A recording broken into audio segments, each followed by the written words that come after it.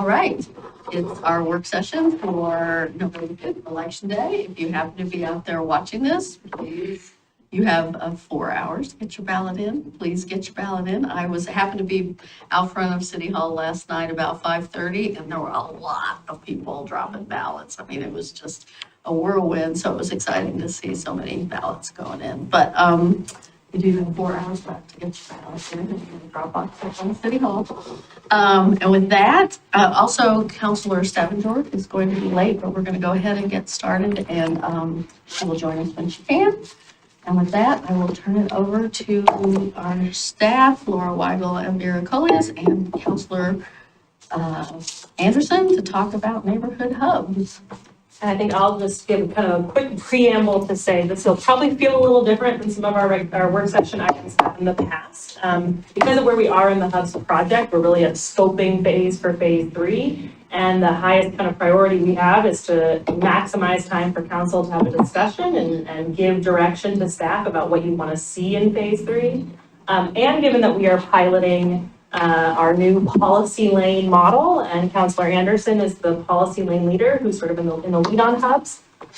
We're really going to rely on, hopefully that you read the staff report. Our staff are here to answer questions, to chime in with technical expertise. They do have elements of the staff report on slides if we need to reference it, but really kind of letting Councilor Anderson facilitate a discussion among you on the questions that were in that staff report, so we can spend as much time possible informing where we go next. With that, over to you, Councilor Anderson. Okay, perfect. That intro is really helpful because we are doing something a little bit different.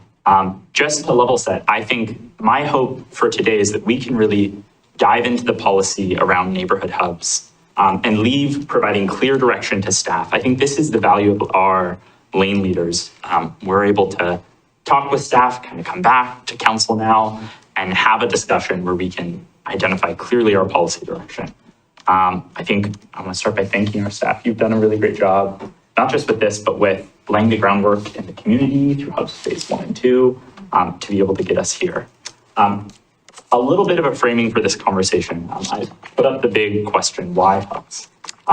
In our Engage Milwaukie survey that we did, I think it was this spring, 85% of residents supported neighborhood hubs. I don't think it's easy to find a majority that large for a lot of the stuff that we do. And so that to me was one of the really encouraging things that I saw when thinking about this project.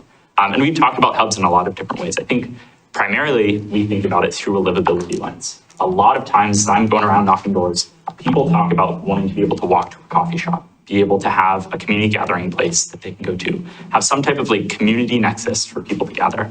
And it also gets at our climate goals in a really important way. When people are making those small trips locally, they're not driving down to downtown or even downtown Portland. You're staying in your community and foregoing a car trip to just be able to walk. That is how we've talked about hubs a lot. But I think as I approach this, I think about hubs in a slightly different way that I think is important for us to note as we think about Hubs Phase 3. Our hubs cannot work unless we have a population base to be able to sustain them. And our hubs also provide an interesting opportunity to introduce more housing supply in our community. If we were to go out and say, we're going to build apartments in your neighborhood, I think we'd get a lot of pushback, reasonably so. But if we say there's going to be a coffee shop on your corner and it might have a floor or two of apartments on top, people are much more amenable to that. And so we know as a council, we need to create more supply of affordable units, more supply of housing throughout our city. This is a really unique silver bullet to be able to deliver it in a way that's palatable to our residents. And so as we think about Hubs Phase 3, I think that is a value that I really want to make sure that we're centering because I think it gets us towards a lot of our other goals in an important way. Before we dive in, a quick roadmap for where we're going to go today. We're going to be talking about 3 buckets that our staff have identified. The first is around marketing and promotion of hubs. Mayor, this comes a lot from my conversations with you, where we have existing hubs designations and even some non-hubs designations like our RHD that a lot of people don't know about. And I say people broadly. I think I'd love for us to talk about what that people means. There are some residents of our community who maybe don't know that they could become NMU or SMU and might want to opt into something like that. There are developers who would operate in good faith in our city who we want to be able to reach out to build those relationships with. And there are even people who might want to do something different with their land, but they don't know that they could. The second bucket is around funding to catalyze change. We've had hubs for about 10 years now. And a lot of times when I've gone around and talked about hubs to NDAs or to other people, they say, well, we don't really have a hub. We just have a Safeway, or we just have a convenience store. And this funding is really to try and create placemaking, but also other incentives to really realize the hubs. So I think we'll talk a little bit more about that. And the last bucket is around process improvements. This really gets to the conversation I said earlier. How do we make our hubs actually work? We've had them for 10 years, but there's this disconnect in the pie in the sky vision that a lot of people think of when they hear hubs and what actually exists on the ground on 32nd or some random corner in Llewellyn. And so how do we bridge those two gaps in our process? One thing about or two notes about our conversation today. I don't think we're gonna walk away with a bullet point list of the policies that we're gonna adopt, but I think we will ideally provide the direction for staff then to come back with proposals to really flush out some of the 30,000 foot visions that we want. I think also as we have this conversation, there's an important conversation that we all should have about capacity for our staff. There's no doubt that this work might come at the expense of other work or might have to be added in, and we might not even have the capacity to do any of this. I say put a little asterisk on that. We need to have that capacity conversation, but let's have it at the end of this conversation so we can come forward with a laundry list of ideas, unconstrained by resources, for staff then to say, okay, with this full picture, we can do 1, 2, and 3, but 4 and 5, that's gonna get a little expensive. So with all that, I think we're ready to jump in to our first bullet point around marketing and promotion. This is in the staff report, that first category, where I framed it a little bit. We wanna talk, I think specifically the first two questions. Who are the groups that you might wanna market with around our hubs? And what should we be telling them? And Mayor Beatty, I know we've talked about this in the past. Would you wanna, now that we have quorum here, talk a little bit about the ways you've thought about marketing maybe and what that might look like?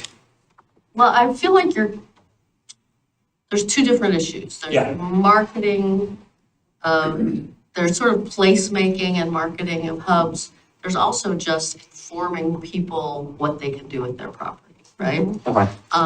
So 2 years ago, 2.5 years ago, we upzoned all of our high-density residential so that around the King Road Safeway and around downtown, people can build quite a bit more dense than we're seeing. And I don't think those people know that. And I've had this conversation with Joseph about, they might have gotten a land use notice. I'm not even sure that they got land use notices because we weren't taking anything away. We were giving, we were, making it more permissive.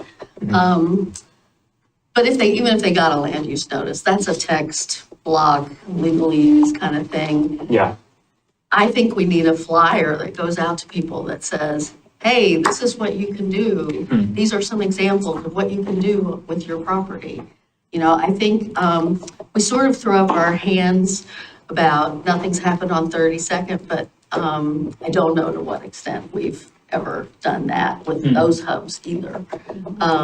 So I do see that, just letting landowners know what they could be doing with their property as one piece. But then, like some of the stuff that was discussed in the staff report here, placemaking stuff, I think is also, that's a different issue, but that's also a piece that it seems to me is worth pursuing. Okay. It seems like two different audiences. One is like to existing landowners and homeowners. One would be to like future developers or future businesses that might want to come in. Yeah.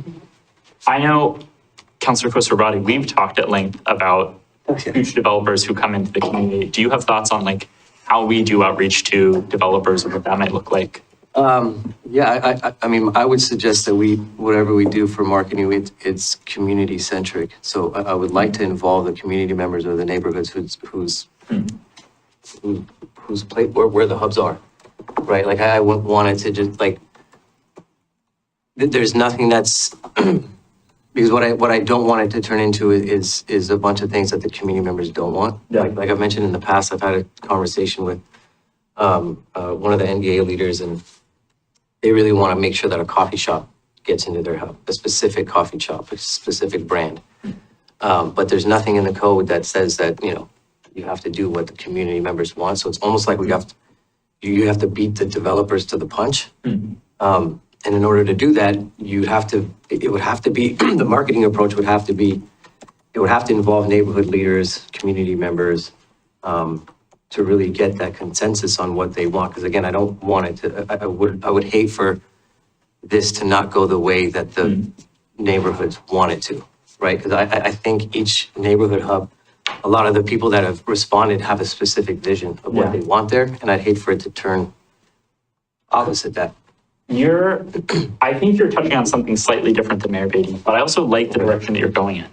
I think what I'm hearing is two different things. One is reaching out to developers and existing landowners to say, this is what you can do.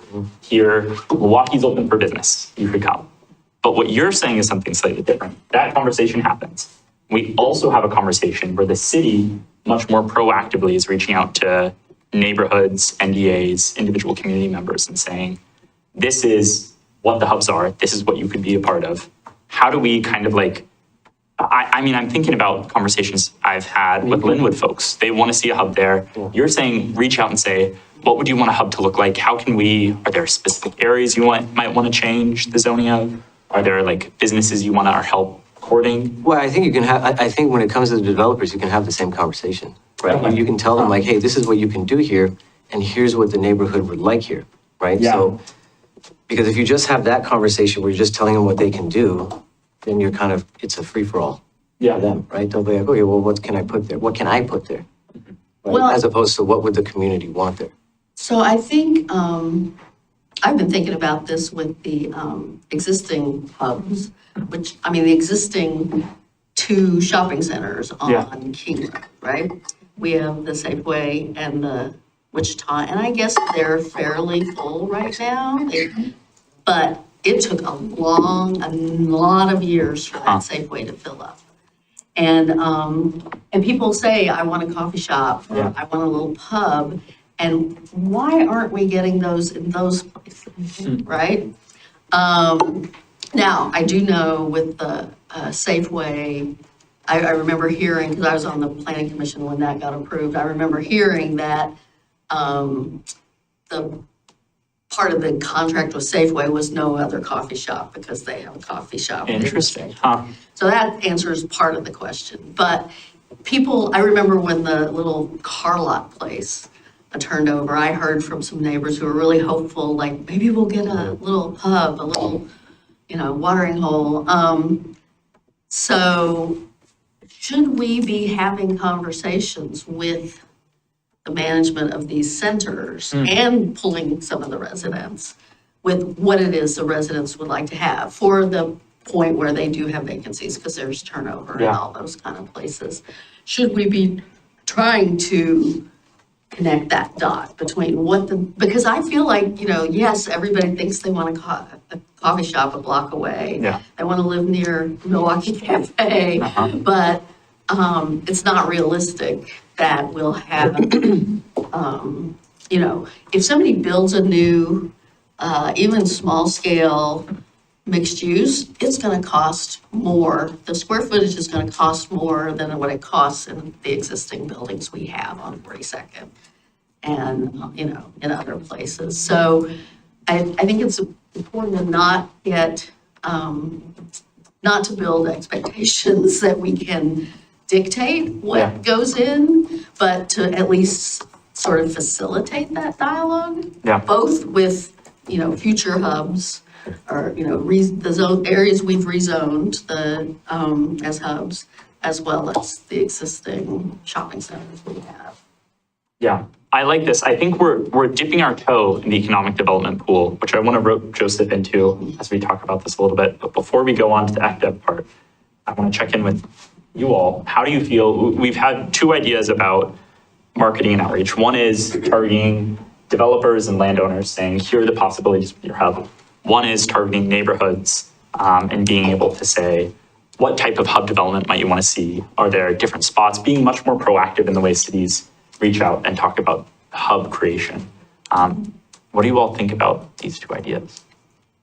Well, I just have an observation as I listen to this. And, Yeah. I will tell you that this project sounds very time consuming, okay?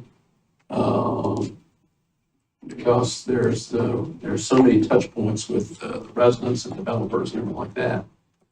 And, I don't know, this thought came through my mind and this is probably a ways out, but, once we get some more meat on this bones, is it, I don't know, have an open house between developers and neighborhoods?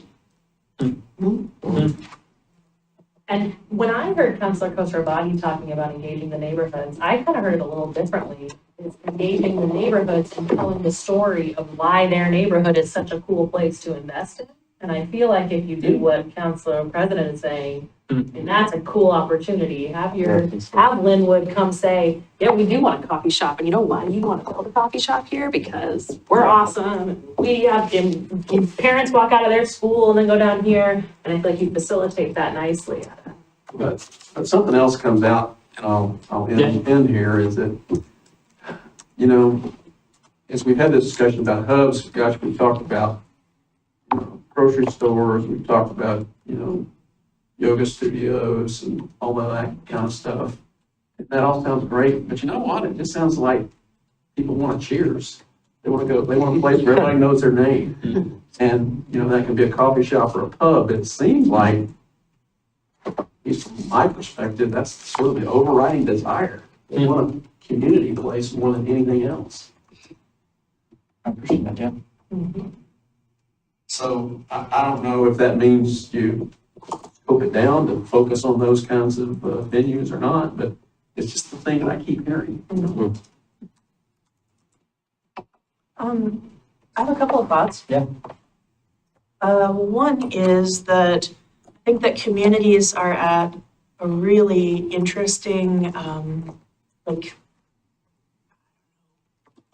explosive point when people are saying that they want some specific things and that sense of community, that they want to get out and they want to connect with their neighbors. I think that reflects what we as a city do to build social cohesion. And that's a good thing because a lot of communities struggle with having that. And I'm not saying that, this is like uniform across the board. I just pulled up the all the metadata for, when you get little you want to put in your club card and get a discount and a nice magazine order that you have, all that data is sold, bought and sold, and it's all, mashed down into these little segments. And so for our zip code, you can look and see, what would be, how much disposable income we have in our community, the median age, what they're into, what their priorities are based on buying power. And I feel like a lot of people, even though this information is free, a lot of people don't know that about their community. They're kind of advocating as just a sample size of one. But if you do have, maybe a short-term coalition or task force around each hub where you have 3 meetings, we're gonna give you all the data, all the information, all the rationale, let it all seep in, brainstorm as your heart is content, and we can do some groupings and things like that. But then the second meeting kind of narrows that down and says, all right, so you wanna focus, right? You wanna have the priorities that have consensus within your community for this particular hub.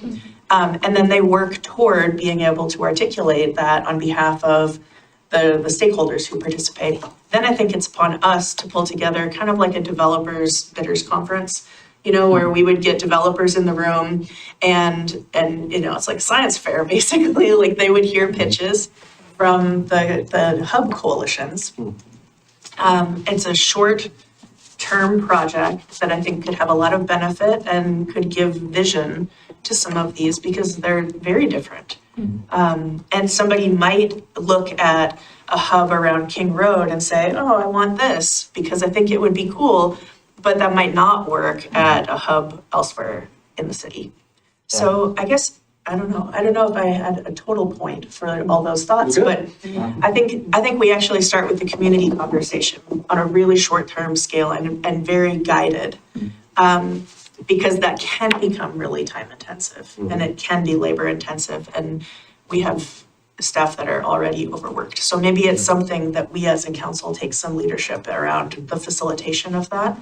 And then once they're ready and feel like they've coalesced around a particular pitch, then we host an open house for developers to come and talk with communities about their readiness. And maybe something cool sparks. Yeah. I really like this because I initially thought of your two ideas as two separate things. And from your points, I think of them much more as like one cohesive marketing strategy. How do we build from community conversations to larger developer conversations? How do we tie this all together? We're kind of marketing to our community what we can do, and then bring in developers to the table as well. Can I just ask a clarifying question? That metadata is just by zip code, or can it be broken down much more? Excellent question. On this website, for free, the zip code data are available. But any jurisdiction that has an ESRI contract, so if we do mapping, and we do mapping, we can pull down that shape file, and it's available at census tract levels. That's cool. So we'd be able to look at some of our neighborhoods, and those neighborhoods specifically around the hubs. And granted, this is just summary information. Right.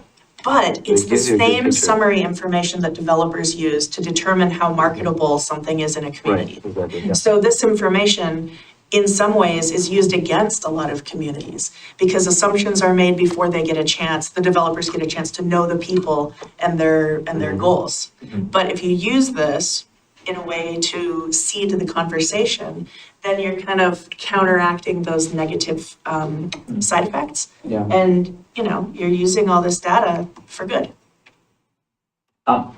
Council President Massey will like that I did this. I blocked out how much time we have for each section, and we are running out of time for this one to keep us on time. To try and summarize, he's giddy. We're going to get out on time. But to try and summarize what we've talked about, I think the directive then, or the direction that we're providing to staff would be to come back with some type of marketing plan that involves how we're going to market to community in our neighborhoods about what the hubs might look like. This might be something that's like, what I've heard in some ways is this might be existing hubs. This also might be possibly bringing in new sites that could be hubs, but really having that be a community-led conversation. And finding some way to find developers and future development of those areas. Do you think that's accurate? I might jump in, Counselor. Yeah. I think I heard a few more nuances in there. I think Yeah. one is there's still this idea on the table from the mayor of just a communication to people who live in high density residential, saying, did you know you live in high density residential and this is what that is. Which I think is separate then from a. And we did do that. We did that already. You did that already. Oh, you did? Oh, And After you maybe- brought it up yeah. earlier. Oh, okay. Yeah. Great. And did that prompt any inquiries? No. None? Wow. Okay. Okay, so that's check. We've already done that one. So then I think it's the sort of marketing the possibility of hubs, which I think I've heard some consensus around.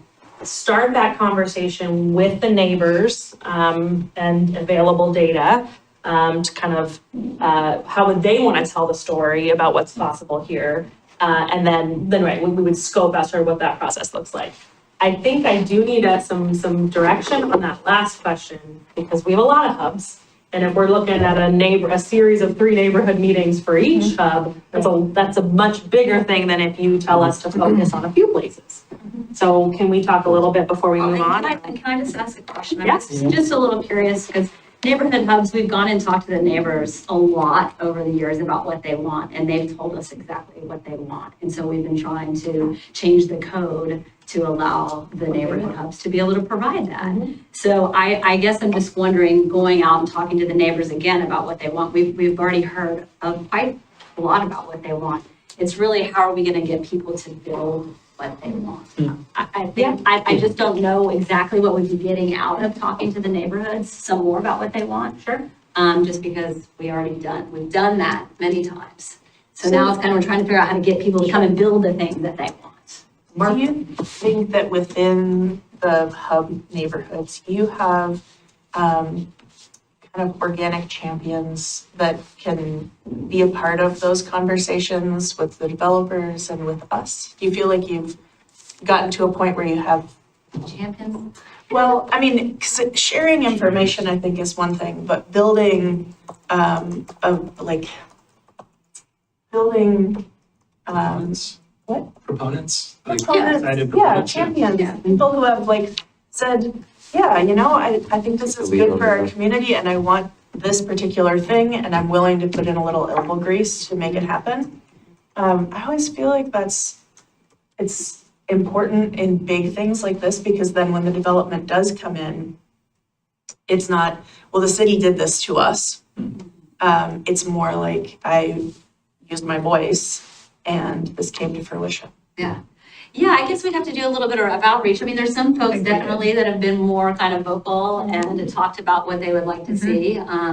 So that could be something that we could try to identify those folks, right? First step, identify who those people are that we think that like, if you had one person in each neighborhood, it's like, as in each hub is your champion. Yeah. That you can start to build some information with them so that they know how to talk to developers, whoever those developers might be, about what they think that their community would like. Because to Laura's point, the question to them isn't, what do you want here? We've asked that enough times. Yeah. It's, how would you want to market what what opportunity is here to? And how do you want to prioritize? You know, you might not get everything that you want in a hub, but can the community around these hubs prioritize that they want this and if not, then this? Something like that. I think that conversation is really helpful when you're talking to developers. I do think here we are talking about, I mean, one challenge that I see in communicating to our residents, it's kind of like what you've alluded to. We promise them a lot, but the reality is we're talking about a 30-year horizon with hubs or something very long. And I think it's valuable to think about as we talk to folks in our neighborhoods saying, how do you want to, if you own a corner lot and you want to become NMU, how does that lay the groundwork for 30 years down the line there being a development there? I think it's not, I think doing these two things at once, how do we catalyze change in some of our existing areas, but how do we also lay the groundwork for a potential change in a neighborhood? And I also, to your point about, are we doing this for every hub, 3 meetings? From what you said, Councilor Koster-Abadi, I kind of like this idea. It's not, it's almost changing the way that we are thinking about this, not a hub by hub thing, but a neighborhood by neighborhood conversation where you say, Llewellyn neighborhood, these are the areas that you have as a hub in your neighborhood so far. Is this what you like? Are there other like areas or potential places you see development happening? What would community building in the Llewellyn neighborhood look like? How do we have that conversation at a more high level area? Is that what you were getting at? Yeah, I mean, just making sure that they're involved in the process. That's it, right? Like, and I mean, I would hate to reopen the where, because we've gone a long way down to get to the where we are with now. yeah, and I'm not necessarily. And that's been a multi-stage process, but, I mean, to the question of what areas should we target, I mean, we did have some input from an economic analysis of which ones seem most likely. I mean, I don't think we tell any neighbors, we're looking at this at a 30-year horizon. I mean, yes, some of those things on the hub list probably are that far out, but we should be focusing our efforts on a few that we think have more potential in the nearer term. So then it sounds like if you've had those conversations, sorry, Joseph, I see your hand. Then almost the next step would be that open house then. Would be reaching out to, because if we already have had those conversations with the public, now I would assume is reaching out to the I think developers. Vera and say- wanted to jump in, and Vera was at all those open houses. It comes to a couple of different things. I do still think I'd like to just kind of come back on the whole inform kind of, so the RHD properties know that they're high density, but one of the things that we want to do, I think, is let folks know in that have the hub zoning already, what they can do. The individual hubs that are, it is a convenience store, the Sunnyview Market, it's the hub. That's the one that has the zone, the SMU zone. We're done. It's one lot. And they're aware of what they can do. And they are because we've absolutely talked aware to because them a we've lot talked to them throughout directly. the whole Right. process. I think some of these where it's a little different are, the trolley trail hub was probably a good one to, yeah, they're all in it, but, we've done some more things and we can do some outreach, a postcard or something that invites some direct conversation. The 32nd Ave corridor is predominantly residential right now. It's zoned NMU, but it's mostly residentially developed at this point. And there are a couple of properties in there that could flip and do something else, but some of them don't want to, just haven't talked to us, I'll say it that way, have not, we haven't had direct conversation, so So we have reached out. to we have all of absolutely those reached out to all of them, so. already. Yeah, a lot of these, they're all a little different, I guess, in trying to. And you have reached out to all Oh, of yeah. them? Yeah, okay. When we went through all of this, but not everybody got back to us or wanted, or had Right, conversations, yeah. correct. So I think every one of these is going to be a little bit different, just in sort of who's interested in wanting to have conversations and how do we kind of Because we did try to have those Yeah. conversations with them already Yeah. during the last hubs phase, because we're like, hey, we've got all these great ideas and we're gonna do this thing here, and then you get a few people that will talk to you, and then Yeah. others that just aren't ready to participate in that Right. conversation. So just kind of laying that out that some folks might not, be interested right now Yeah. because they're perfectly happy with having their house, being their NMU house. and be their house. So just sort of that part of the reality of kind of what is already developed in some of these hubs, that 30 horizon sounds actually very realistic for a lot of these because it's already a really great house and that's just what it's going to be sometimes. So I think just kind of keeping that in mind as we get our arms around how we're going to communicate these things and get Yeah. folks together. It's going to be hit or miss, I think, in what folks are looking to see in redeveloping their property, because some folks just might not. Yeah. But aren't there some open space? Go ahead, Steve. One thing, looking at time, I think to try and summarize this, I think we're thinking about how do we market to developers and neighborhoods to try and encourage development on specific sites. I think we've started to stray into conversations about how do we then develop, or what does it look like to develop actual hubs? I think a part of marketing that we're dancing around is this idea of kind of separating hubs from our NMU or SMU designations. I think one thing that I'm hearing is if we want to encourage neighborhoods to have a 30-year horizon, maybe you say, the city is proactively saying, would you want to change your zoning to NMU or SMU? So in 30 years, you could see something change in that area. And that's not necessarily a hub where we're saying we're investing time and resources into actualizing it. It's more saying to neighborhoods, as you think about your long-term horizon, are there ways that you change? Or even not just neighborhoods, individual property owners saying, this is something that maybe is a potential. So to summarize or try and go back, I think it's reaching out to neighborhoods and property owners about the potential of our NMU and SMU zones, what exists and what could exist in an NMU or SMU zone, and see if there are folks who want to have an active role in developing their property, kind of what you talked about. It's also reaching out to developers and seeing if there are folks who want to come to the table to start to actualize our hubs. Well, I was gonna say, if we Yeah. have one or two or three hubs where there's a critical mass, and I would say more than one person per neighborhood, but there's a critical mass of 3 or 4 people in a neighborhood who would want to be advocates, who would want to be, then I'm all for doing the kind of thing that Councilor Savage outlined. I just don't want us to be trying to do that everywhere all at once. Yeah. Sort of where it's appropriate. yeah, creating some dialogue with those people, a little more concrete visioning, and then doing some kind of Marketing, market, promotion. some kind of, yeah.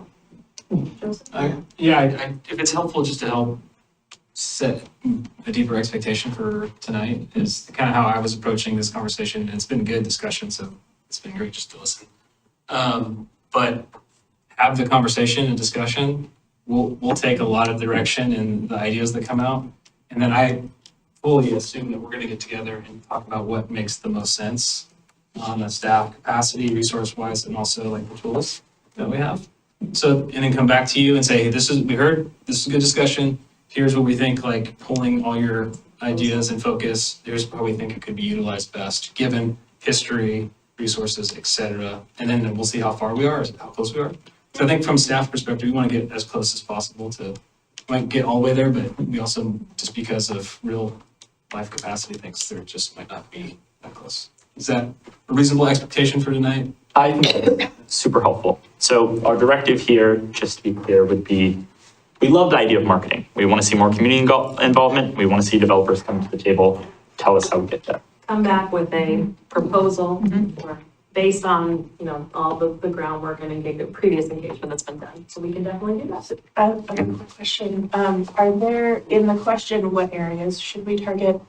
Are there ways that you can also flag where we have layered investments on the horizon? So like, I think about King Road and so much is happening along King Road. So I feel like that's a variable that we might want to consider in terms of prioritizing where the staff time goes or where the community conversation is held first. That's a good point.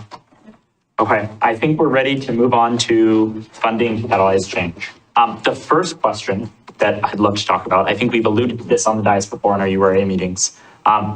We have a really successful storefront improvement program. Would folks at this table want to expand this outside the URA? Well, Joseph told us we could use our CET funds to do that, right? Yeah, didn't we, I thought we, So do that last I could take a straw poll and you guys, everyone's like, See cool. the direction. Yeah, Yeah. that's great. Talked about it as an We talked idea. about it a lot. Yeah. And this would also be, the reason I think we're bringing it up as part of the hub's context is that it's a way to catalyze some activity in our neighborhood. quick question, is this the same thing as, didn't we expand the grant citywide? It's exactly, we're talking. It's using That's the what same- this question We is. haven't expanded them yet. Right now, they're URA focused with URA dollars. We talked about the idea of using CET dollars. This would be, we're asking, are you guys cool with that? Well, let me ask, I'm only curious of this question is, because we've also discussed using CET funds for like down payment assistance potentially. Would this count? Different pots of Separate money. buckets. That's all I had to- Development. Good question. Thank you. And yes, let's I'm do not going to step on that. Oh, yeah. Or- The kind of caveat question within that is also setting aside some of those dollar amounts for like placemaking events. We can also do that Or what? Placemaking for placemaking. and events? Yeah. Or placemaking Yes, events yes, or? yes. Events that make place. Yes. Well, I think what you're saying, use some of that money for work, right? Well, I'm saying use that money for basically pulling out our other URA type economic development programs to fit the rest of the city, but also given some of the conversation, I know where this is going, where it's been, there's also this desire for placemaking. So that's a different thing than tenant improvement, storefront improvement, redevelopment assistance. That's another part of it. And I guess it'd be good to know if council has an appetite to be like, yeah, put some money aside to focus on those investments, whether it's the city run and led or a solicitation for people to. Does that make Could I just get a concrete example of placemaking? I guess I thought I knew what it was. I'm not sure I did it now. Oh, I can give you one. It's a, Yeah.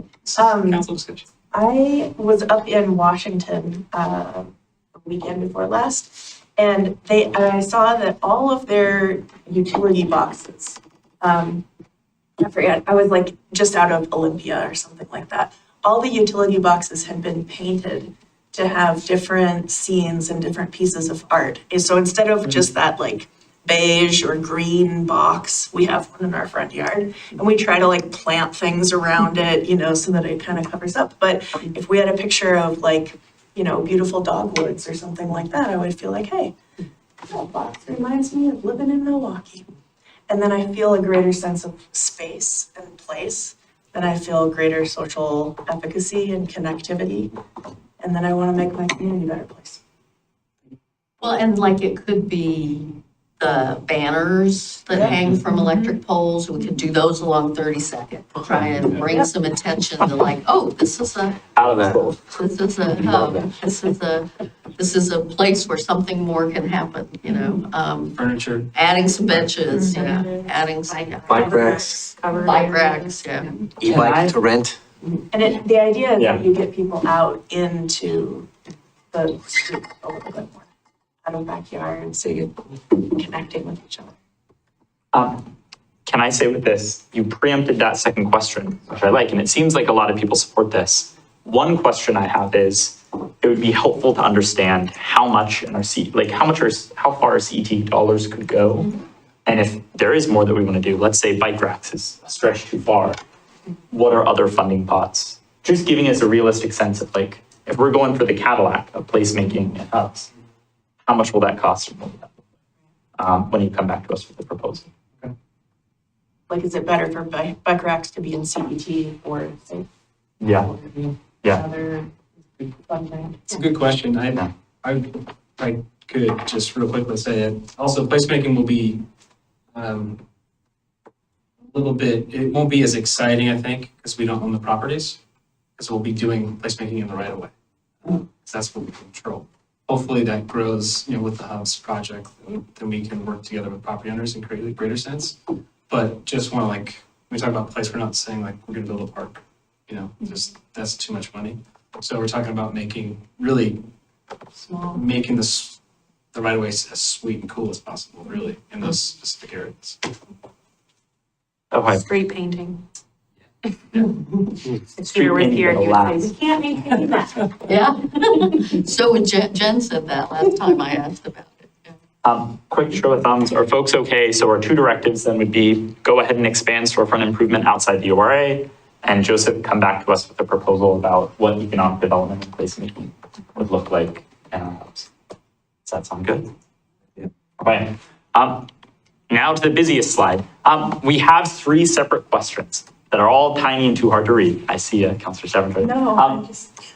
The first question, I think, let's take a bite at this, and then we'll move on to all of the other ones. In the staff report, we had an interesting ACU proposal, auxiliary commercial unit proposal. From that proposal that staff brought forward, I'm curious council's thoughts on it. And the direction here would be, do we want our staff to come back with a formalized ACU proposal? As I understood the staff report, it was recommending against pursuing ACU at this point, but just doing some inventory of our Business code. existing home occupancy stuff. Yeah, the idea was that mostly that we thought, at least what the market would deliver now, and that we wouldn't be diffusing kind of opportunities for new businesses, that what we could do. Because we love the idea of ACUs. We did a ton of research into it, got really excited about it. We really did. And then we just realized we're not sure that we've got enough density here in Milwaukie for enough people here. So our idea, and you all may have a different idea, that's great too, was that we were going to look at our home occupation code, which is pretty open now. But the one thing that our home occ code doesn't allow folks to do is to kind of advertise their business in any way. So the example that I always use is that in my neighborhood, like there's a woman who's selling little plants in a little ADU in her backyard, and she has a sandwich board in front of her house that says, "Come back and look at the plants, looking for a gift for a friend." And that, you can't do that now. But you could do that if we could look at their home regs and then say, we're gonna allow for those types of things. And so we thought that in an interim, before we would go full ACU, is that we would look at the home occs and see if we could open that up a little bit to provide some more visible business, commercial Right. activities in residential neighborhoods. I really like that, reading about that in the packet. I appreciate you doing that, because I'd like to, there are quite a few home-based businesses in Milwaukee. I also like the idea of potentially offering grants to home-based businesses. Something that I've mentioned before is with these hubs, if the ACUs isn't a thing, ensuring that there is space available for home-based businesses to be able to go showcase their products at the hubs. Because like I mentioned before, at PSU, their business building, their business school, there's a little retail space, it's very small, and students can rent it for $1 for the month, And they use that to showcase, like if they're designing shoes, clothing, whatever their products are that they're looking to design and sell, they give them that space to be able to showcase what their product is. So for a business, for example, like Our Hood, that's in Milwaukee, you know, that would be an opportunity for them to showcase their products. They work out of their home. And hopefully that generates some potential for them to eventually become a storefront, like a home front to storefront, right? So it gives that pathway at least, but I'm a fan of that, looking into that and the grants potentially for home-based businesses. Yeah, the grant, I think, is a separate thing that we haven't really talked about. And I don't know how that would work, but we can think about what that might look like as compared to, because the grants, I think, with the home offices, the grants you're wanting to attract, part of the reason to give folks grants is twofold, right? It's one, that you want to help businesses get off the ground. And it's also that you want people to be able, that their business grow and that people come to the place and then you activate the place. So it's just kind of a matter of question to me to find that balance between like home occupations is just, it's an individual person and we're not going to activate a space by giving them money, but we might be able to grow their small business in some way. But what is the benefit back to the community with that grant money? So that's something that I think that we would want to talk through and think about. Before we get too far down the grant pathway, maybe this is something that you could talk about in your economic development proposal for the hubs. Yeah. I do want to return to the idea of the ACU proposal. Seems like there might be some a home occ interim proposal that we could look at. I guess the question that I have is, as I've gone around, especially after the packet first came out in October, I've been talking to a lot of folks about the opportunity of having an ACU or supporting their home businesses. And I've heard a lot of excitement from Milwaukie residents. And so my sense then would be the direction that we're providing to staff is come back with some way, whether it's the ACUs, whether it's home occ, that we can continue to support Milwaukee's home-based businesses. I think also about that Hubs Phase 2 conversation, we heard testimony from some neighborhoods saying they wanted to be able to do pop-ups and more organic home businesses. I think this tries to capitalize on that. Councilor Savage, I see you're thinking about I have my thinking face on. Sorry, is that like a resting thinking face? We had. You're a thinker. I know. We had a home business, but we also had some pop-up type events, and it was hard because, you know, we live on a cul-de-sac and we wanted to make sure that our neighbors felt like they were respected, you know, that there wasn't just like people parking randomly all over the place or a bunch of traffic and they couldn't get in and out of the neighborhoods. So it was a really interesting experience. And even before we did the Light Festival for like 3 years, there were like, it was a traffic jam in our neighborhood. And we're close to a hub, but we're not close enough to be called like part of the hub. Although having that type of every once in a while kind of like pop-up energy in a neighborhood, we found our neighbors were surprisingly excited by it. I was really worried. I went around and I talked with every single one of them and I was like, this is what we're gonna do. And I'm so sorry in advance. But we have neighbors that come up now and like say, when's your next thing? Well, the great thing is that we allow that now. We can do temporary use anywhere. And so I think maybe going back to the marketing aspect of things, it's like, hey, also, did you know if you have this great idea and you want to do a pop-up, apply for a temporary use. Try something out, because we have that available to people. We just haven't been really great at marketing. And maybe there could be a way to articulate how that would be able to leverage some of the things that are lined out in the home occupancy guidelines. You know, like with signage, I think it's like 2 foot by 4 foot or something like that is the limit. It's 2 by 2. 2 by 2. We didn't have one up, so don't worry. We're not gonna tweak those to make it so you can have a bigger. Yeah. Well, or maybe for the pop-up or something like that, you know, like those types of things. Yeah. But depending on, you know, the business, like in other neighborhoods, not in Milwaukie, but in other areas, I have seen like coffee carts or food carts that are parked on somebody's property and they just have hours. And that's kind of cool. I mean, when you're thinking about like the the scale, the walkability and the scale. And when people say things like, I want to have a coffee house or something, you know, like, it doesn't have to be the Friends Coffee House, right? Like, you know, but Central Perk. Central, thank you for that. Anyway, I don't know. There could be a little pop-up coffee cart Yeah. or something, right, that has certain hours, and then, it could even move around, right? I mean, it could be in other places, like if you had a little mobile coffee cart, maybe you could move around. Well, that's Yeah, like, you could do that. One of our businesses in the International Way has food carts two lunch times a week, or, you know, and they promote it to the other businesses, right? It's not just about their employees, Yeah. you know, so Do a lot. we have some models for that. I think then we have consensus. Bring back something about supporting home businesses. Check on that one. Does that sound good, or does anyone else want to add something? The one thing I had is, I just out of curiosity, do we think that, because I know we've also talked in the past about how to make it easier for ADUs.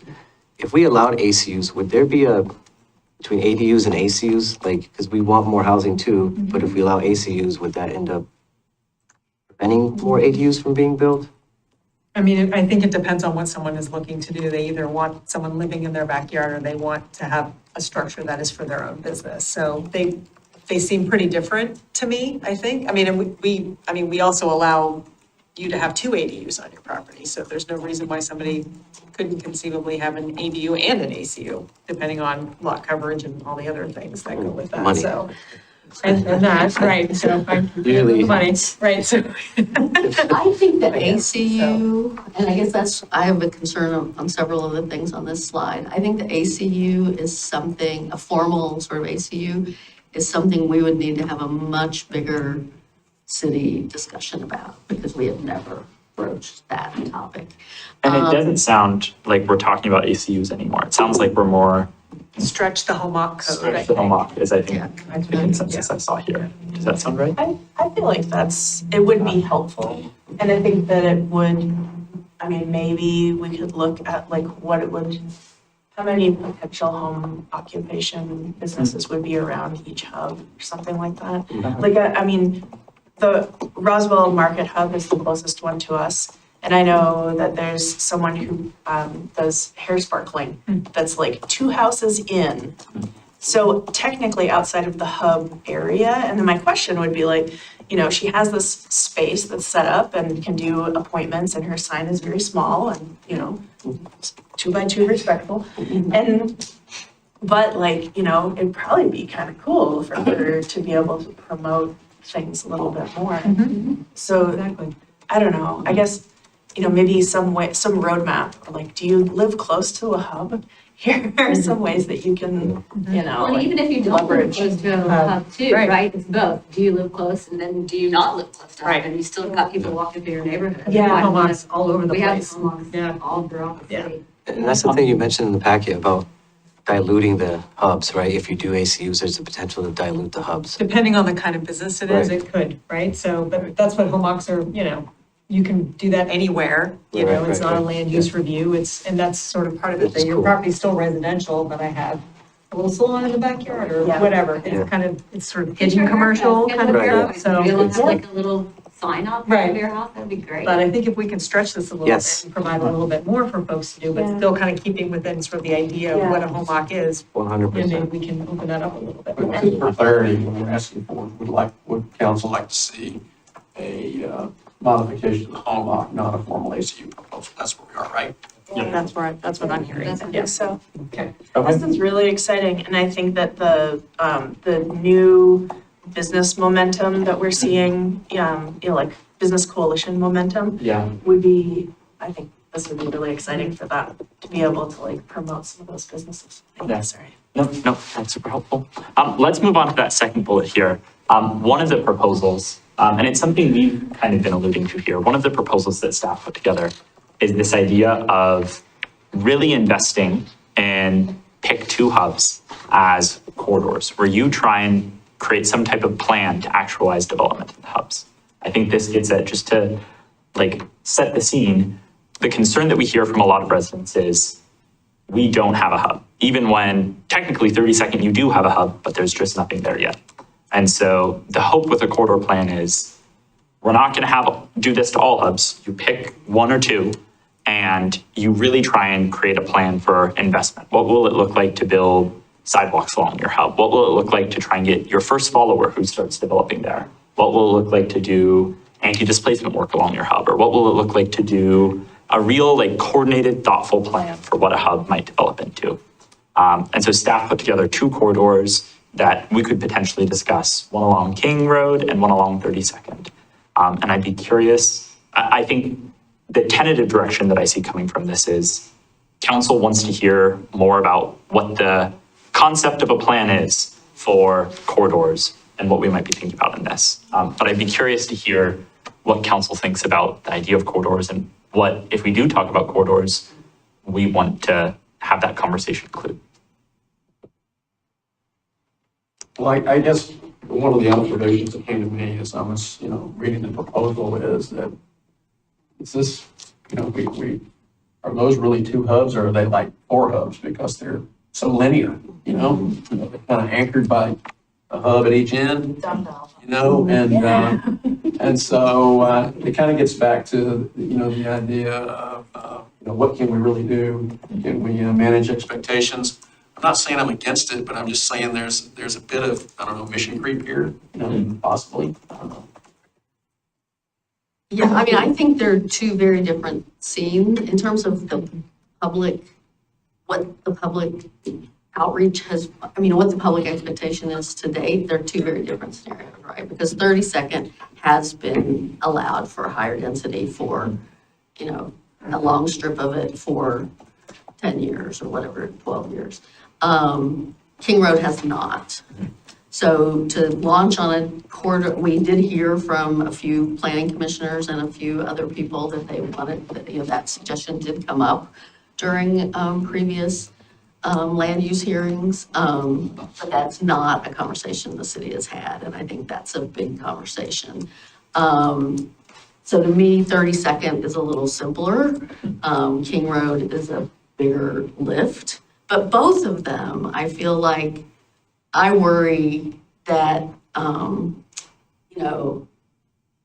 in all of this, I guess I would say, if we end up with a economic development goal next year and we beef up staffing to do economic development, a lot of what we've been talking about up to this, prior to this slide, is something that fits in those buckets.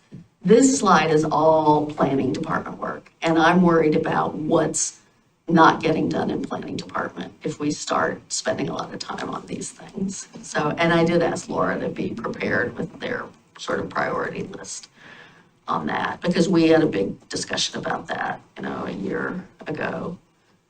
Well, One thing I'll hop in. I'll say, I like that conversation about capacity. Let's get through these last 2 questions and circle back. So we have our full list of every single directive hammered out. What do we have time for and what do we not? But about the corridor, I'm hearing King Road might be a little bit different than what we've communicated, and 32nd maybe is more in line, but we want to see more of what that looks like. I know you were talking, Councilor Savendroyd, about investments on King. I'd be curious your thoughts about. Well, I guess Yeah. what comes to mind for me is that sometimes cities will plan for one particular thing and not think about the whole context. And I don't think that we do that, which is really great. But I think that this is one of those situations where, if we think about things as all those layered investments, we really do have to be kind of thinking about what happens on King Road over the next 10 to 20 years. And how to take advantage of those investments, right? I hear from neighbors on King Road that they'd really love to have a sidewalk. So if, I know, if in the development that creates those sidewalks, we're also able to create, I don't know, some placemaking or something, I don't know. I know that there's a lot happening within that existing project. And it seems like where we might be able to identify catalytic projects either on both ends or one end or something. I don't know, it just seems advantageous. And I feel like you do that inherently by looking for those opportunities. But I think that in this situation, it might be helpful for us to say like, yeah, those seem like the two areas where those opportunities will come about. I do like how you're thinking about it as, again, we go back to that 30-year horizon. I don't think if we put together a corridor plan for King Road, we expect in 2 years there to be high rises all the length of King Road. But what I'm hearing is we're making investments along King Road. We're thinking about this.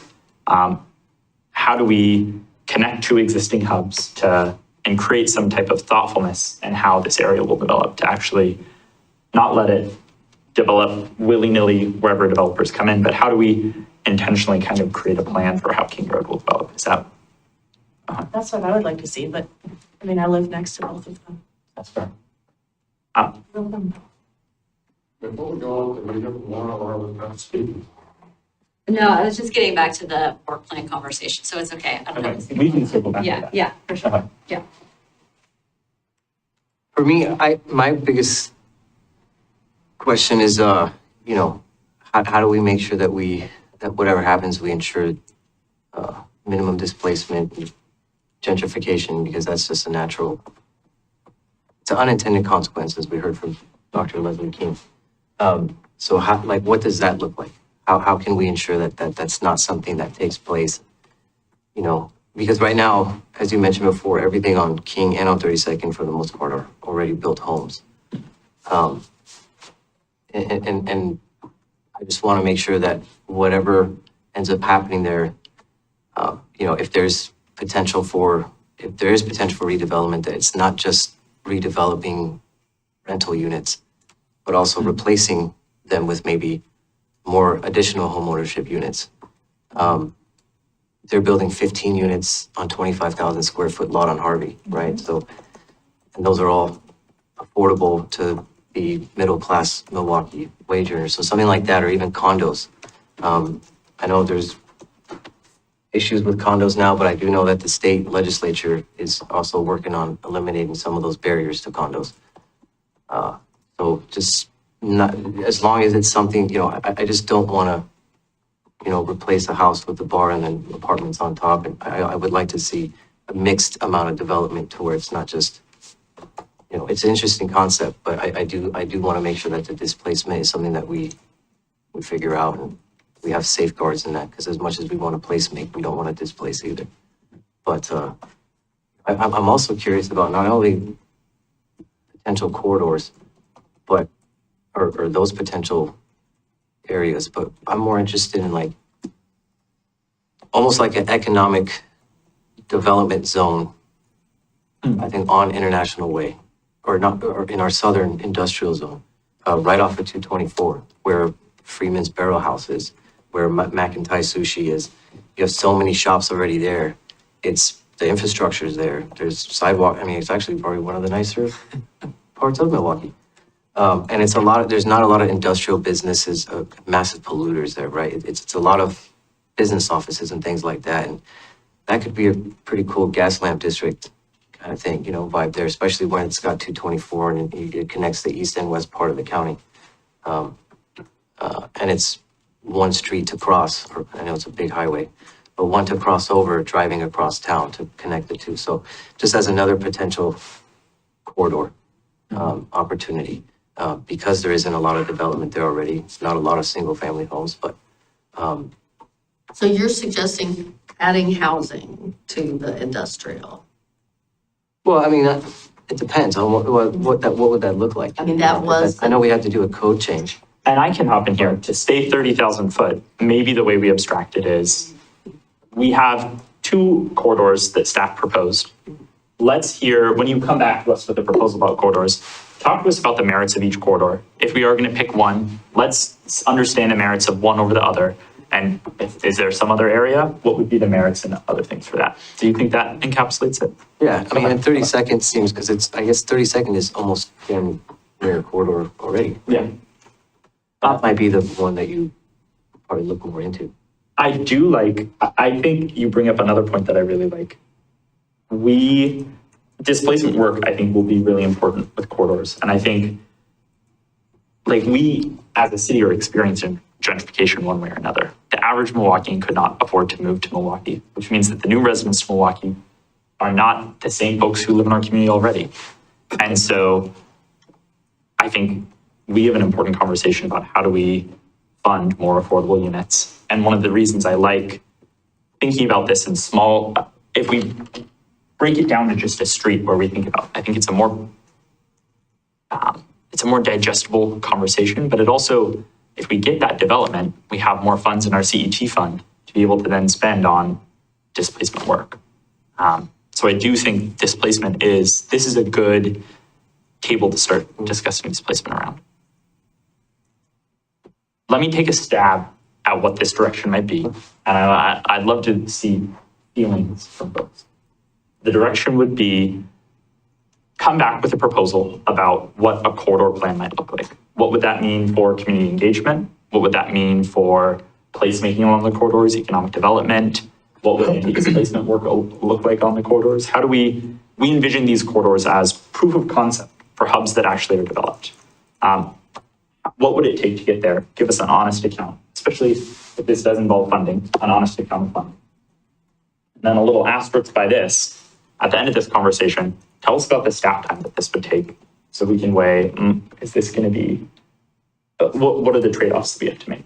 Does that seem like what we talked about today? Are there other things that folks think include or other ideas from staff? Well, I think I just Yeah. to add to that, I think as long as there's a caveat that we do it at a high level, because otherwise we're starting to get really digging into the work and we're already creating a lot of work for ourselves. Yeah. We're already creating a scope, that is really time consuming. Okay. So it's kind of like, I think that it would be a very high level of assessment of this is what we think it might look like. If you want to do a gentrification, we want to just all of the things that we need to think about and put that in a little box and say, this is what we think that you all are saying for each of these. And then trying to do a little quick hit assessment of like, which one we think like we might have more success in. Because we already know like out of the gate, like 30-second, we've got so many right-of-way constraints there that you're not going to be able to do a whole lot and we can outline kind of how we're thinking about that, just based on the constraints that we have. Like King is a much more bigger opportunity with more opportunity than 32nd is, because you'd have to buy up a lot of land on 32nd even to get sidewalk and bike lanes in, and then you'd have to buy up the land behind that and to densify it. So it's way more complicated 32nd. So maybe what we could do is we could provide like a little, here's our first thoughts about this, and here are the pros and cons and how we might be able to move forward. But at a pretty high level, so we don't spend a lot of time trying to figure out all of the, what it might take to do both of them, because then we're kind of getting into doing them. Yeah. I think one, that pros and cons I forgot to mention, that is super helpful. I think we want to consider pros and cons for all of the scope. The other thing I forgot to mention, as we think about economic development and placemaking in this, I think a part of this will be, what does it look like to land banker around hubs? What does it look like to be, oftentimes when people talk about hubs, they see the city having a really active role. As we think about like, do we want to build a coffee shop in a hub? That is like the city playing a heavy hand in economic development. And so if that is the case, I think understanding the costs or the scope or what that might be, is that fair to say? Yeah, because we don't own the property, so therefore we can't dictate. We let the market, we zone it, and then hopefully they come. And to your point of talking about how we're talking to people about, we're open for business. And so it gets back to that earlier conversation that we were having. Some ideas about. Yeah. Okay. Does this sound, are you, I'm good. okay. Does this sound like direction that we like? And then we can return after to the capacity. Yeah, Two absolutely. thoughts. One is, we have an economic development person, I think, that should be like someday coming in. Yes. For the end of the year. I think that maybe as we're talking about capacity in these, maybe just flagging that something would fall on the portfolio of that new FTE. I have to be the slight hand of sadness. I know that's It's not- URA funded, so that person can only work on economic development work in the year. Now, you're having a goal setting conversation, and if we come out of that with some really clear direction around economic development, we can go back and look at some other resources. But I just want to, the position you approved is a urban renewal funded active position. So. Only the URA. My time. Only URA. Yep. Yeah, I understand. that was later. It's intentionally, just so that we can afford it. Can I ask another follow-up question? Absolutely, yeah. I think that there's a lot here. So far, we've got 4 things that we're looking at on my list, right? I don't think it'd be, what's the priority here? I want to be able to come back in chunks. I don't want to come back with all of this stuff fleshed out. This to me is the lowest priority. The corridor, Well, and I guess the corridor is that's the maybe an lowest. understanding, just like, I think let's get back to this after we get to this last bullet. point. okay, I just want to know, so we can Yeah. bring it to you in chunks and we can fill it in with our existing And I would work say, plan at the moment. so one caveat before we get to this last thing. We might not have enough time. It's 5:12. We've got till 5:15. Maybe this is a future work session ahead of goal setting that we have about what staff capacity is and how we want to prioritize. We might not have time today. Does that sound fair to say? And if we don't, then we're not going to start on the work, I think, until we know what the priority is to bring things back. I would also inject the fact that part of our work will be to help prioritize because we're gonna give some reality checks in this, you know, and some of it's gonna make sense. Some of it's gonna, I think to Mayor Bay's point, if I'm reading the tea leaves, is that there will be projects bumping up against each other just because staff time and resources, and so. we'll Yeah, have to- and I think we need to take this away and come back with that to have a more informed conversation about the work plan implications. And also, as the mayor said, not everything we've talked about tonight is strictly a planning function. It might involve my strategic engagement team. It's, you know, my amazing economic development team of 1 over there. I have a lot of stuff. So we just need to come up with that, all those refinements and bring them back to you all. Okay. Let's get to this last bullet point while we can. Can I, wait, Yep. sorry. Nope, totally good. I want to, my second item I wanted to just mention is that we're in a strategic investment zone, Clackamas County urban. I was looking to see if we had one like specific to Milwaukie, but it looks like we're in this one. So it would be helpful for us to know if there are things we can leverage by nature of being in this zone that could encourage economic development in a certain specific area or that we might look at because it covers most of, well, all of Milwaukie. Yeah, I can look into that more. I think it's more about traded sectors, but I can double check. You said it's what? Say that again, Joseph? I think it's primarily to support traded sectors, so like lumber and industrial area, really. Bigger. Yeah. Then your small mom and pop shop stuff. Okay, I can double check. thanks. Okay. Last question, which we can do at light speed. We've talked a lot about actualizing hubs. And I think an important theme that's come from this is that you need the population base to be able to support commercial activity. And with that is also, as we talk about economic displacement work, it's one thing to say economic displacement work along one strip of 32nd versus the entire city. And what does that look like? And so I think an important component of hubs that we've not talked about in past phases, but I think would be valuable in phase 3 is thinking about what it looks like to do more intentional housing affordability and supply work citywide. Are there things that we can change in our code that would allow for more housing supply and especially housing supply of affordable housing across the city? Well, I mean, we have our housing production strategy, right? And we have some things we've committed to doing there. And yet, should we mesh the hubs discussion into that? Absolutely. But I don't know about a separate initiative, I guess, which is what this sounds like. One of the things that we're going to talk about is increased capacity in the high density residential zone. That is part of our HPS. We said that we were going to talk about that. But we haven't talked about doing it in any other zones, Yeah. about looking at densities. And I think part of this might be a conversation. I'm going to get outside of the 30,000 foot level, so apologize, but we'll just quickly go back up. Do we provide incentives where you can be more dense or add a story if you provide a home occupation program versus, a ownership opportunity as opposed to a rental opportunity? Is there some other incentive that we want to do for providing a prevailing wage on a project? You get an extra story. Is there, where are high Well, density? you guys are coming back to us with a package on that. For affordable housing incentives. Yeah. We have a in Yeah. January. which will hit some of these topics. It won't hit them all, but it'll hit some A lot of them, yep. Yeah. All that to say, I think the direction here is this falls at the intersection of some of the other work that we're doing. And a component of hubs should also be citywide affordability work. And whether that ties into our housing production strategy, whether that ties into our residential high density zone, are there ways that we want to change our zones? I think those are all conversations To include in phase 3, you're saying? to include in phase 3. I'm interested in the mechanism that we might use as a council to prioritize a certain strategy. So like we've talked a lot about land banking or land trusts. And, you know, I think it's helpful to dig into that concept a bit more, but we also have this prime opportunity with both the Sparrow site and the scattered sites or some of the scattered sites to be able to advocate within the industry for that as a tool.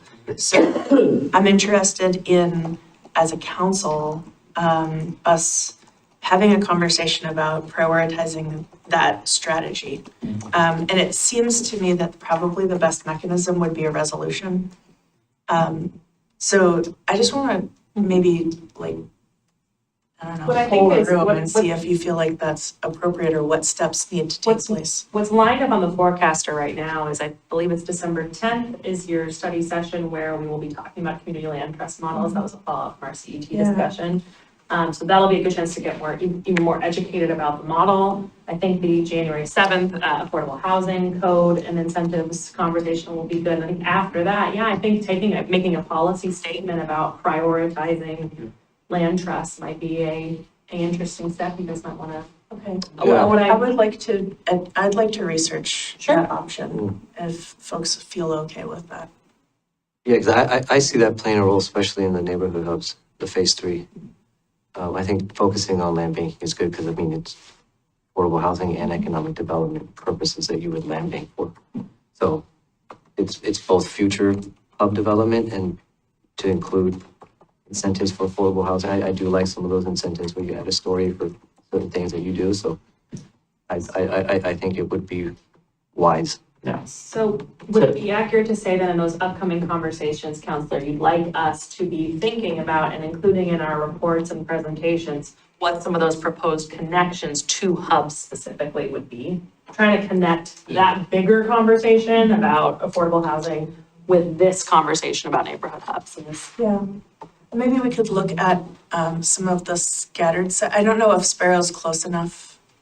Maybe. Trolley trail? Yeah, trolley trail. Yeah, it's right up. Oh, well, yeah, it's right up against it. But I mean, maybe some of the scattered sites are close to the identified hubs. I haven't looked at it with that lens. Interesting. So, ma'am, Yeah, please. Laura, when I look at this third bullet and think about, you know, the work that's going on with the housing affordability strategy, you know, that's really occurring within the current code, is that correct? Yeah, I mean, we have some projects that we're gonna do as part of the code updates. Yes, some of those getting at affordability as part of the housing production strategy. Yeah. Those are already identified. I think that Counselor Anderson is thinking about making that a bigger lens of looking at densities across the city and whether or not we should be having a conversation about increasing density across the city. Well, that's kind of what I'm getting to, because sounds like a much bigger code issue. That's a totally different conversation. We're already queued up to do these like little mini conversations, but Yeah. increasing density citywide, having that conversation, that's a big conversation. That's a big lift. Well, just let me, you know, I'll go back in the Wayback Machine. There was a lot of community outreach, the comprehensive plan, the code amendments, to bring in the densification that we have right now. And I think if we want to go further and change the code to provide more density beyond that, that is a really big conversation with the entire community. Yes. Because not everybody was born on there. Okay? There was some pushback. There were some contentious meetings and that kind of thing. I think that we got to something that was reasonable. I think that it's actually making some inroads. But if we want to go to something bigger than that, that's gonna be a big community outreach issue from my point of view. Because that's a step beyond where we have gone in the past 3 years, I guess. And let me maybe provide some clarity on what I think about some lower, maybe 10,000 foot level policies might be around this. We talk about hubs a lot as an individual site, Roswell Market. But the actual Roswell Market, is there a ring around Roswell that we'd want to create? We talk about our need to have a population base. But as we think about that population base, I think these are like one-off proposals about, are there ways that we can incentivize certain types of development, certain types of affordable development? I think that's a conversation we're going to have in January.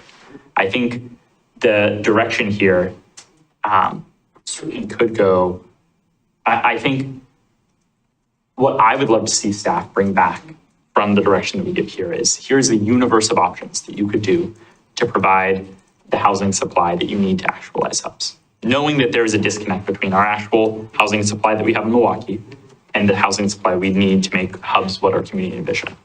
And I think on the table might be changing density citywide.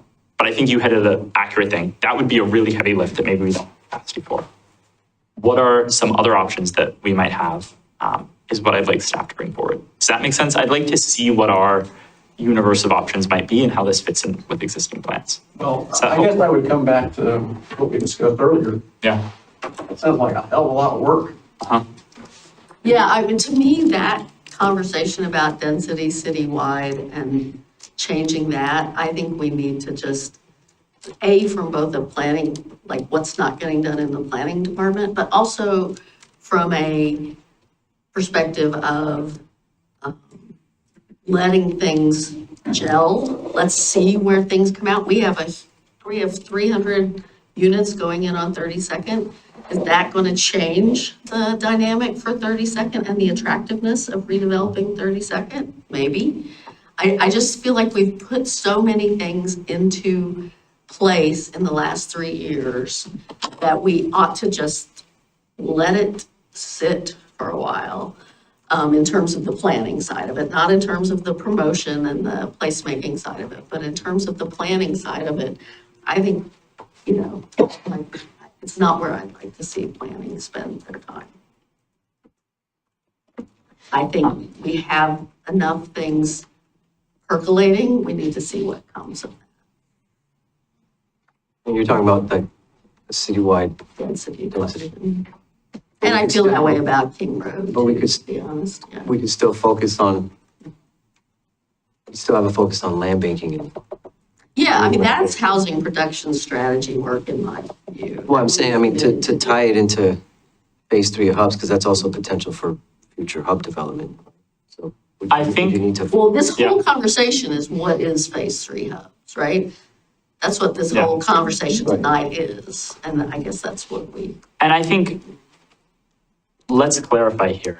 I think the direction is, if we want to stand back and let our hubs develop, I've heard from staff that we might not have the density of the city to actually see hubs be sustainable. And so if we do not have that housing supply, I think we come into this conflict of, when we communicate to our residents, we're going to build you a hub. If no businesses are actually going to go to the hub, then we're not going to build them a hub. And so. Well, and we were component of very this- careful to never say we were going to build anything. We were just rezoning. We were not creating hubs. The city would not be building hubs. Yeah. I think the staff was very careful in all the communications around that. I think that's fair. If we say, our residents say, we want to see a hub in our neighborhood, but a hub will not be able to exist in their neighborhood unless we have the housing supply to support a hub. And I think the direction here would be, what does it look like to get that housing supply? What does it look like to get housing supply with a specific focus on affordable units across the city? And I think we leave it open-ended in 30,000 foot and include that as one of our bullets that we ask staff to bring back as we talk about capacity and how we prioritize all these things. Is that fair to say? But won't staff be doing that, to a certain degree with the housing production strategy already? part of that, I think, sorry if I may, I think what I'm hearing, we're not gonna have full transparency. Coming back, we're not gonna have a full market analysis. That I think is really what is needed here. We're gonna have, my percolating on this is, an idea would be to do market analysis around each hub. That's relevant to what we've already approved now. So now we actually have some bones to get more of the metadata, but also the microdata. Will make sense, and then maybe have better discussions too about that. That was what I was thinking about as we're sitting here. Because we're not gonna come back, it's all anecdotal at this point. For sure, it's more rooftops, the better the market is for the commercial. So that's And to your point, Council President, I think you're right. That is the housing production strategy. Let's just have that be a part of the conversation as we talk about hubs. And I think that is, if we see, I'm not asking for us to change the city and make it NMU across the city.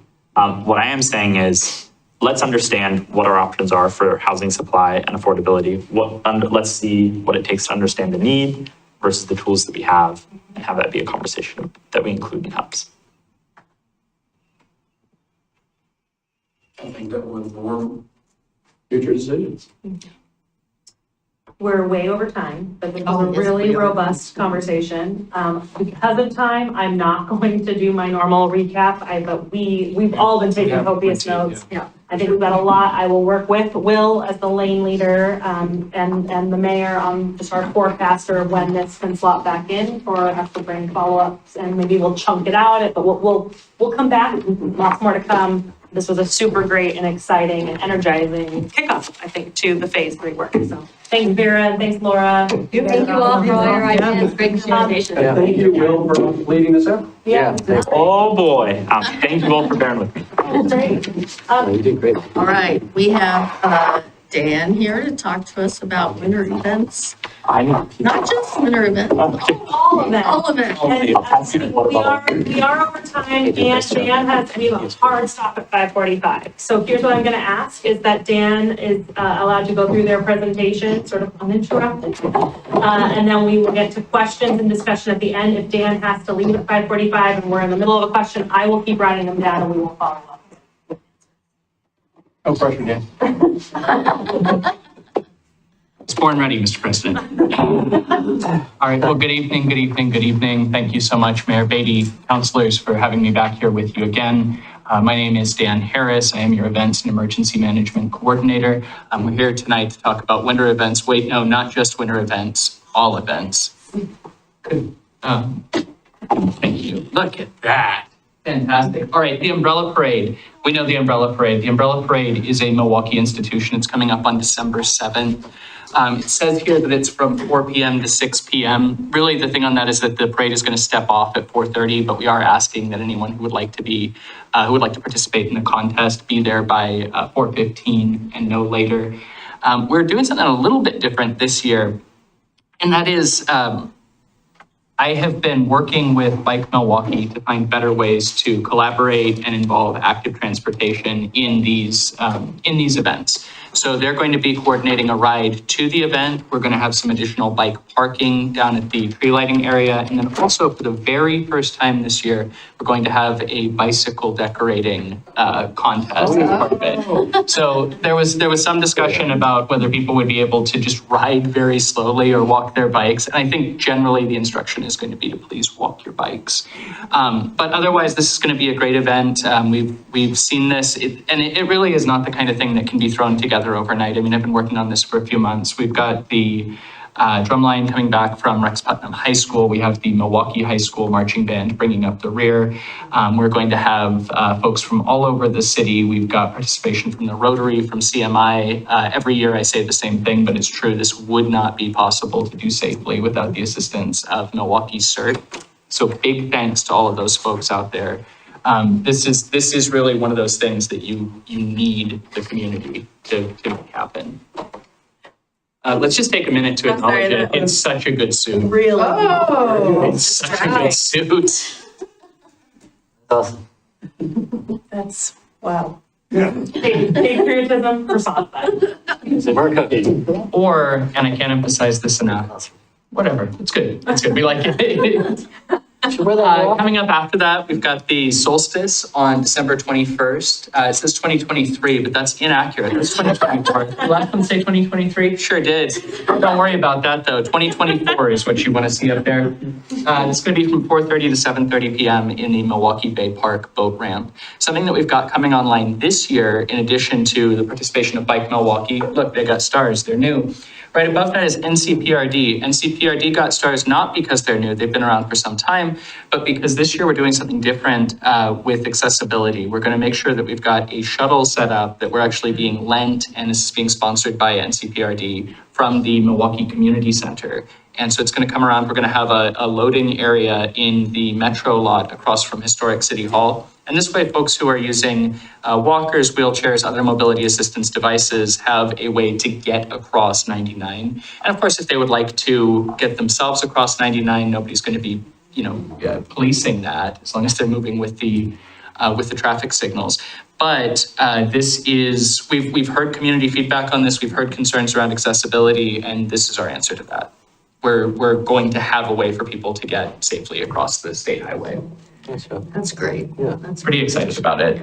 That one we've been noodling around for a few years what the right way is. And we think this is it.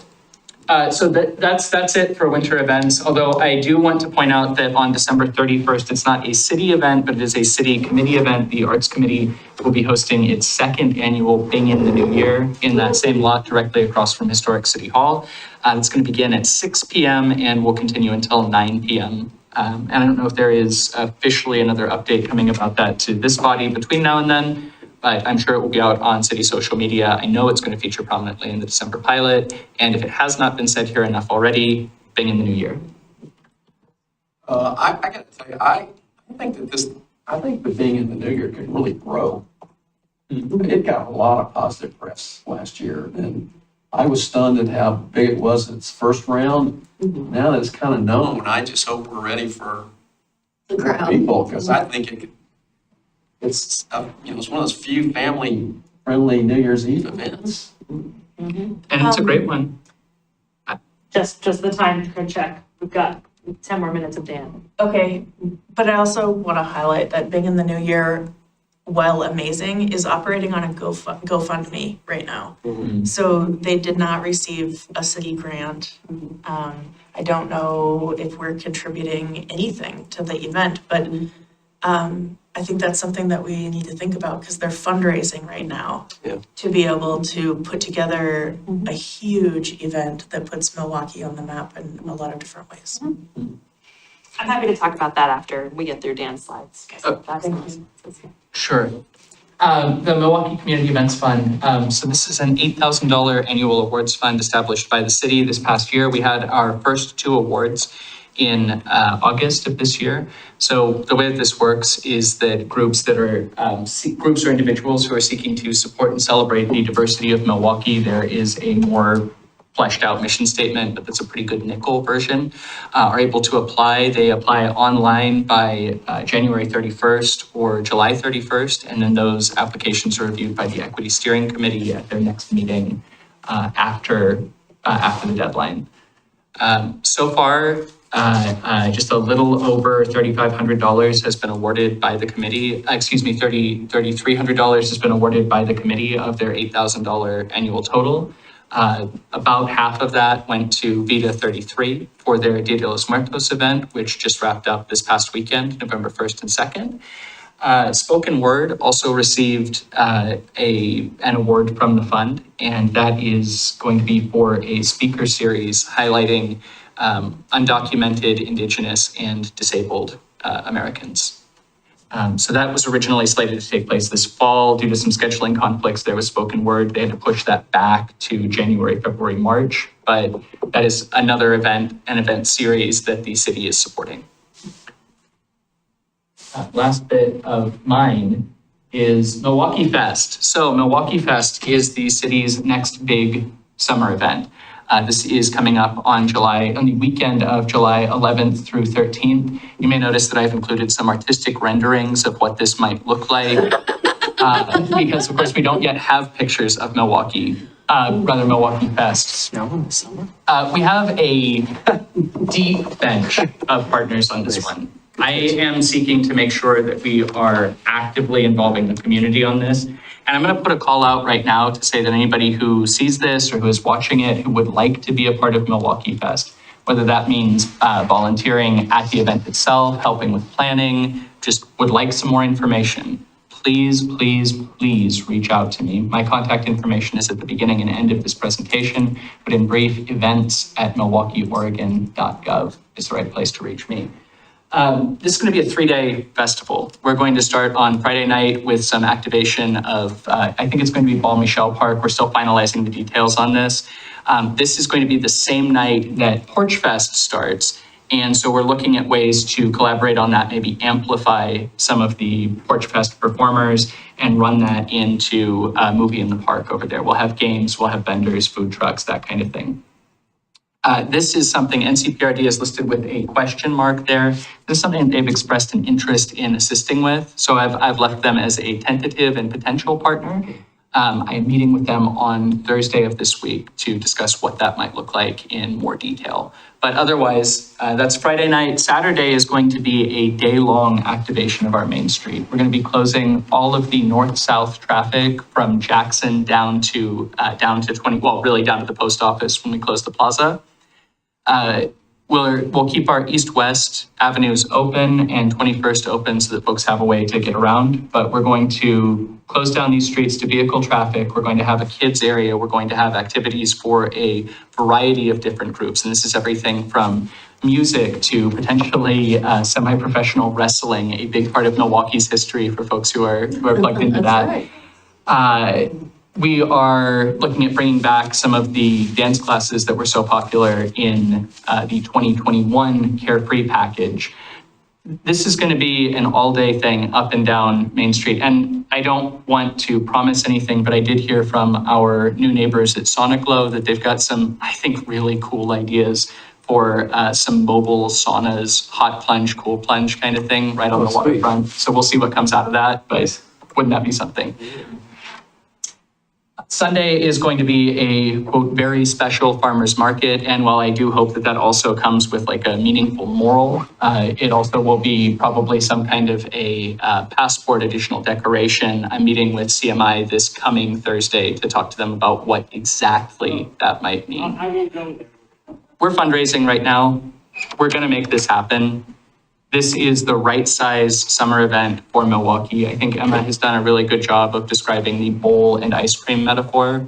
We've got our bowl, we're getting our ice cream, and we're starting to look at what some of those fundraising stretch goals might be, what those sprinkles might be, what would a cherry be at Milwaukie Fest? And the answer to that is on theme. Yeah, thank you. I was gonna say, this isn't necessarily gonna help with funding, but you might be able to add to partners, the Parks Foundation and the Watershed Council, if we added the duck race to this event on the Saturday or the Sunday. So I actually was, the Parks Foundation meets tomorrow, and I was gonna talk to them about that, but because they have tradition, that has, the last couple of years has been partnered with an NCPRD concert. And we understand there's some question as to whether that's going forward, but so. I think there would definitely be room for the duck race as a part of Milwaukie Fest. And do I understand correctly, these are live ducks that you raise, Mayor? Is that what you're saying? I'm raising them right now. That's fantastic. In a spare room. Wow. Hats off to you. That's really something. More and more every year. So it didn't turn rabbits.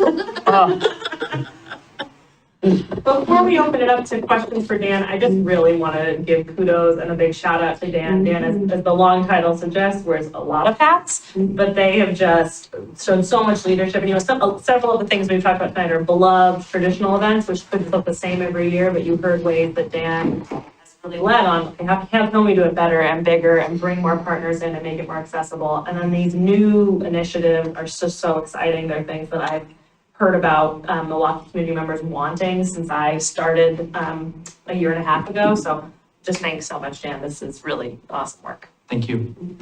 Trying to make it happen for the folks, so. Everybody loves those, all the events, but the December ones in particular. They really good. They're part of the Milwaukie identity for sure. Are there more questions for Dan? Otherwise, I'm happy to talk a little bit about Big in the New Year. That's great job. Thank you. Yeah. Try to, like, it just gets better every time you come back and speak to us, so thank you. Thank you very much, Counselor. We're going to keep trying to grow it, so. Oh, yeah. And so on Bing, I love Bing too. Sam will tell you that she's won me over with all the cherries and I'm right there. And we really have tried to get creative and do whatever we can to support that event. So there's a ton of staff time that you probably don't see that goes in behind the scenes with Bing in the New Year. Dan's time, the whole engagement team, Jordan as the liaison for the arts committee, just a ton and producing a ton of the collateral. But events are expensive. We know events are expensive and they are indeed fundraising. The Equity Steering Committee did consider Bing in the New Year as one of the MCEF applicants, chose to go a different direction. But that was one kind of opportunity opened. I do, the Arts Committee doesn't have an events budget. The Arts Committee has an art budget. I do think that art budget was set as a council priority several years ago, or as part of council action. It's something I think you could have a conversation about if you want to see any of those funds in the public art budget line be supporting not just physical art. Because that's not an insignificant amount of money that they do have but are not able to access for this. And then you also might be asking, well, why didn't the city just take it over? And we might in the future. The reason we haven't in years 1 and 2 is because we have 2 other big events that we put on in December that just take a lot of time and resources. 3, Big in the New Year is so fun and has very unique insurance challenges. And just in the first couple of years, we could not figure out a way where we could insure the crane and the lowering of a cherry. I'm not opposed to considering that in the future. I didn't have that as a template somewhere. No, the conversations I did have though about terminal velocity of a falling cherry sculpture were really interesting. But I mostly just want to say like it's not at all never could we ever. We love it. We love that the Arts Committee has championed this, and I'm really committed to kind of exploring ways we can keep supporting them in the future. It's just one reason I'm really excited about Milwaukie Fest is we do so much in the winter. And it's gonna be December really nice to have specifically. something up and stretch our events calendar here too. So they can't use their current funds that they have for They this can't event? use the public art fund money. That has not been discussed as a use for the public art fund money. That's something you guys would like to discuss and explore? Is that something that would just be a committee charter change? Or I will have to do where- some legwork with my smart guys back here to understand if that's even like where that is codified or written, if it's in a budget document, if it's in a policy, where it is, but it's, I know that since I've been here, what's been explained to me is that was for murals. And then you expanded it to include sculpture, but right now it's murals and sculpture. Well, the question I have is that something the Arts Committee wants? I mean, are I was gonna they say- willing to make that trade-off? Sure. Because, I mean, if we're talking about a zero-sum game, they may say, I was gonna say, fundraise, who knows? last time I talked to Samantha, she was optimistic that they were gonna have raised the money for this year. So I would check with her before we try to jump over hoops between Sure. now and New Year, but it is certainly a conversation to have for the future. Yeah, Okay, great. yeah. With that, I do have to say good evening, but thank you very much, Council, Mayor Beatty, as always. Thank you, Dan. And I have to read about our executive session. So after the work session, council will meet in executive session pursuant to Oregon Revised Statutes 192.6602D to conduct deliberations with persons designated by the governing body to carry on labor negotiations. That's right. Thank you. And with that, we're done. We can go off the air. Bing.